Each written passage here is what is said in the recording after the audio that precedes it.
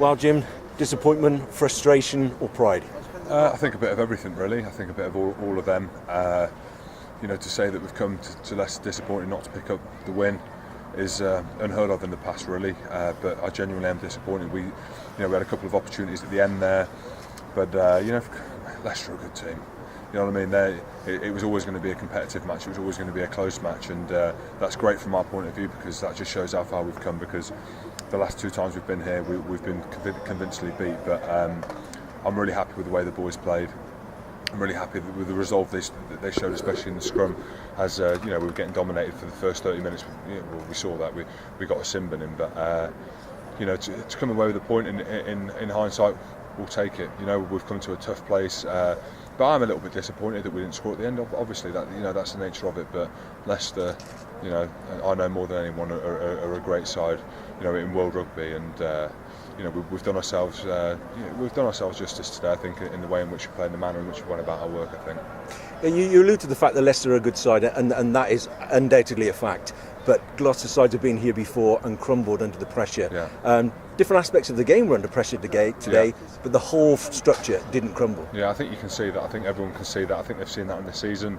I think we've proven that. We proved that down at Saracens. Yeah, we didn't win, but we could have won that game in the last minute. And the fact that we're in games, and even when we lose games, we've not lost games by very much. And it's pleasing to be able to captain the team with this much resolve. And it's natural. It isn't. It's not a show. It's we're a humble group of guys who are working hard week in, week out to play for Gloucester and to play for our supporters. And today was no different.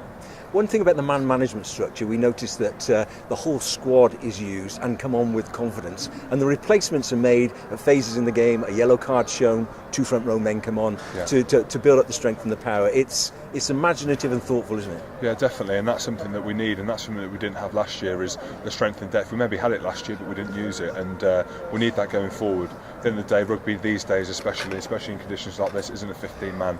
It's about the whole squad, and we're going to need that squad to carry us to the end of the season. And hopefully, if we're in that top 4, we deserve to be in that top 4 when we're competing for silverware. That's when you need a squad, and it's been brilliant. I thought Dario Ciustaglini was fantastic when he come on, and that's credit to him because it's been tough for him. He's not been in for a few weeks, and to be able to have him come in and do that for us was fantastic. But yeah, it is a squad effort, definitely. And mental toughness to be there battling away for the win at the end, having been under the cosh for a long spell. That mental toughness is a discipline in its own. Yeah, exactly. And for me, and that is the most pleasing thing for me going forward, is after they scored, maybe Gloucester of old, maybe other teams just lie down and die.